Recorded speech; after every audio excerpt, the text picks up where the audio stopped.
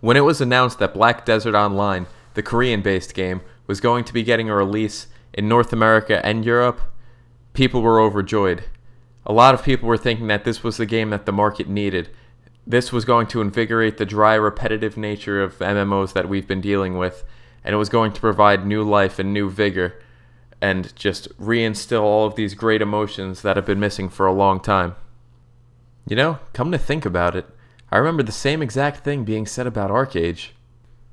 And you know what? Wasn't that game Blade and Soul supposed to come here into this market and do some really crazy and unique things that we've never seen before? And unfortunately, the list could continually go on from there. If you notice just from the 3 games I've shown you so far, there seems to be a little trend here. A lot of Korean games don't seem to make it well in our market, in the European and North American market. And that's not to say that there haven't been incredibly successful Korean games before. Night Online was a game I played a whole heck of a lot when I was a little girl, and this game was incredible. And this is a Korean-based game, but it seems to have changed a lot since I started playing.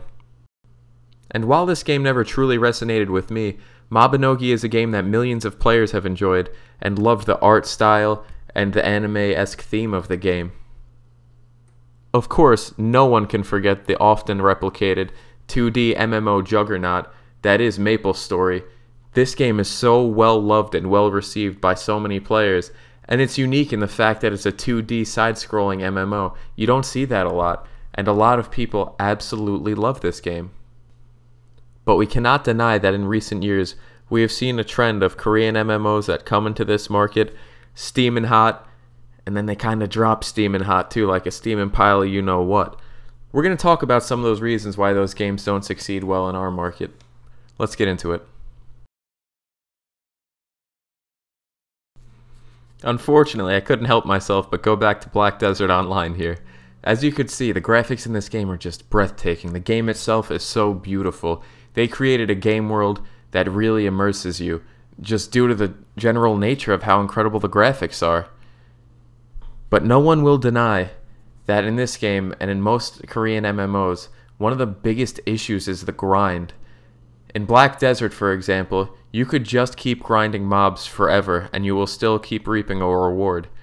While I personally do not have much of an issue with this system, because it continually rewards those who are willing to put more effort into the game, a lot of people feel like it's never-ending. You just keep on that grind. You could just keep doing the same thing over and over repetitively, which is a word we're going to come back to, repetitive. And there's just seemingly no end in sight. And you could see a lot of people had that issue with the artifact knowledge in World of Warcraft. Now imagine that on a much grander scale where nothing actually ends. A lot of people aren't digging that too much these days. Lineage 2 may be a much older game in the market, and this game has been incredibly well received over the years. But it has been ridiculed for the amount of grind in the game. A lot of people will say that they play for upwards of 3-4 months of consistent playing, 4 or 5 times a week, and they have no max level characters, their gear is very mediocre, and that it's just becoming so mind-numbing to keep grinding to try and get to max level.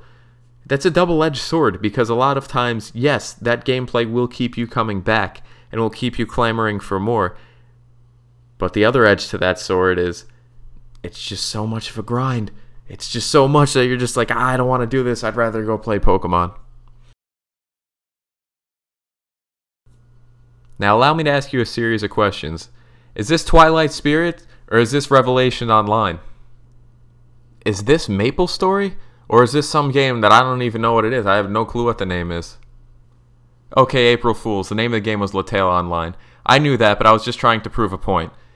The fact of the matter is, the unfortunate fact of the matter is, due to the nature of these games, a lot of them are very repetitive. You're going to find a lot of games that look exactly the same and play exactly the same.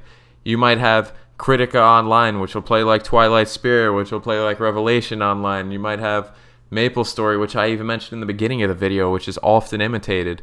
Because if these things work, it's kind of like the WoW thing. Oh, WoW worked really well, let's all copy it. So now all of these companies, and a lot of times NCSoft copies itself, we won't go too far into that, but a lot of these companies will start not only taking inspiration, but just taking complete ideas. There are so many anime-based games out of Korea, and if that's not your thing, then you're not going to find too many games that you're going to enjoy from that market. So now we got to get into one of the biggest reasons, one of the biggest offenders of these games, which is how pay-to-win they become. ArcAge pretty much became how much you're going to pay because that's how good you're going to do. It's a shame a lot of these games have turned to that. And I need to find a new phrase for it's a shame, because the amount of times I read that is getting really annoying, and the amount of times I say it's pretty damn annoying too. But a lot of these games have turned completely pay to win. ArcAge was once seen as an innovative game until cash shops were introduced fully. And here we go again with more things. If you take a look and read over this post, it'll tell you about the cash shop in Black Desert Online, which was a game that they said from the beginning would not have pay-to-win aspects to it.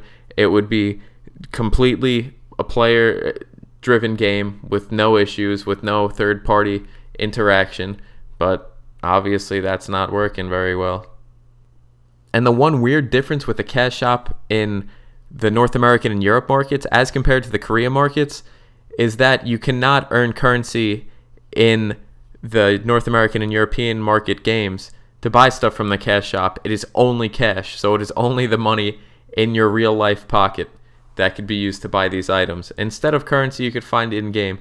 Like I know WildStar has that implemented into their game where you can loot Omnibits off of mobs, and it's a very slow way of actually gathering resources, but you can eventually do it and eventually get something from the cash shop.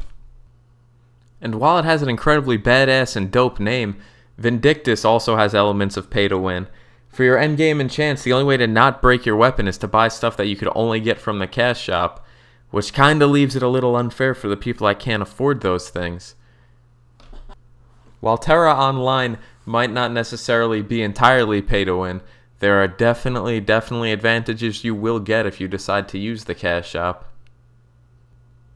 For a lot of these games, it's not necessary that you have to pay, but the amount of grind, which we talked about earlier, that you have to put in to get this repetitious gameplay, which we talked about earlier, to get that payout is incredible. And the entry level is so high because there are so many competitive people here that you almost feel obligated that you have to pay, that the only way you can truly stay competitive is to pay. And a lot of these games may be marketed as free to play, but I think that's where they get you. Because at that point you say, oh, I'm not paying a subscription fee every month, let me give them some money because this will offset my subscription fees. Then you wind up spending hundreds of dollars just trying to have a strong character in the game.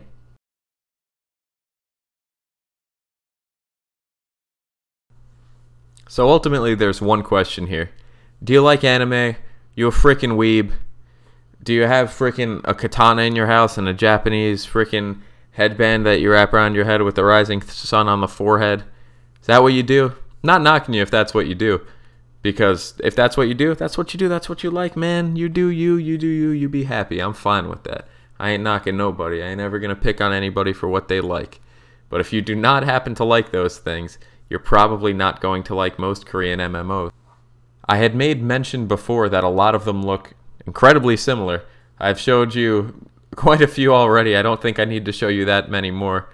You're either going to get that beautiful, highly edited, highly manipulated looking style of ArcAge or BDO, or you're going to get all these anime looking MMOs where you're going to wind up playing with like a kid avatar that looks like they belong in Dragon Ball Z or what's that other one? Or Naruto.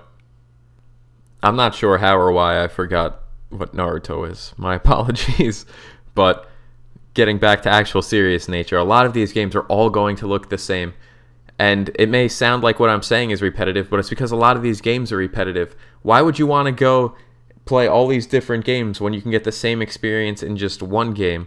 You have an oversaturation in the market of all these MMOs coming out of Korea, and a lot of them are just the same thing over and over, and it leads to a lot of them closing down. While this may be an older article, it is still appalling to see that in the first half of a year, 5 MMOs died. That's not something you hear of normally. When an MMO dies in America and Europe, you kind of hear it. When Acheron's Call closed, that was a massive, massive moment for the world. There were videos on YouTube, all that. But when they die in Korea, you kind of don't hear it because there's so many you just don't know.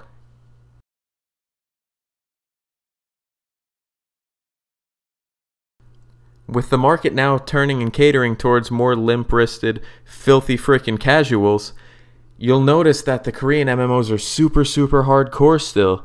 Of all the things we've talked about, between the grind, between the repetitive nature, these games are incredibly hardcore, and they're not tempering their expectations to meet the demands of the new casual gamer. I'm a filthy casual myself. When I play an MMO, I don't have much time. I work, I'm single, I have nothing else to do with my life, but I still don't have much time to play MMOs. So to know that I have to dump pretty much a full-time job's worth of time into this a week, and then still not be able to compete for months on end, it's very disparaging for my emotional constitution. Big words. What you see before you now is the most played games in Korea in net cafes. If you look, Korean MMOs are even starting to lose dominance in their own market. We could see on there number 1 Overwatch, number 2 League of Legends. We got FIFA, Lineage is still on there, World of Warcraft's up towards the top. Wow, a lot of these games, wow, that's a big snake. A lot of these games that didn't originate from this market are starting to infiltrate, and the games that come from this market are starting to be found lower on the list. Yeah, we'll still see games we talked about like Blade and Soul and Maple Story, but there's a lot of games from the American market on here and from the European market, which is a bad sign because you're losing dominance in your own market, and maybe that's a great explanation as to why a lot of these companies are closing down at alarming rates. And if you look, there's a little tidbit on the bottom of your screen there about the Blizzard effect, and the PC requirements for a lot of these Korean MMOs are very, very hardcore, on top of the gameplay being very hardcore. It's not something everybody can cater to. So, a lot of people are turning to games, as you see here, like World of Warcraft. Very easy to run game. Warcraft 3. Come on now.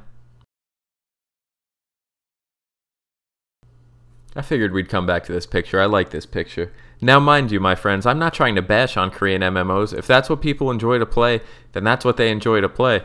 But there is no denying that there has been an incredible decline in the amount of successful Korean MMOs coming into the North American and European markets. And I believe it's due to all of this incredible grind, the repetitive gameplay. If you're not an anime fan, you're not going to like a lot of these things.